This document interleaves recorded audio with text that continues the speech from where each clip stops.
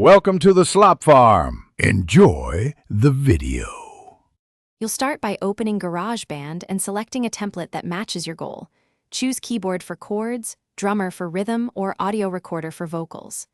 Grant microphone access so the app can record clean audio and plug in headphones to prevent feedback.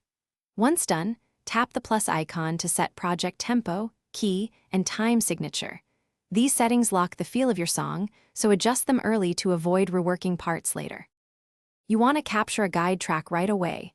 Record at a lower volume so you can layer without clipping, and then add each instrument or vocal on its own track. Use the editor to split regions, loop sections, and apply quantize to tighten timing. This makes complex arrangements sound professional.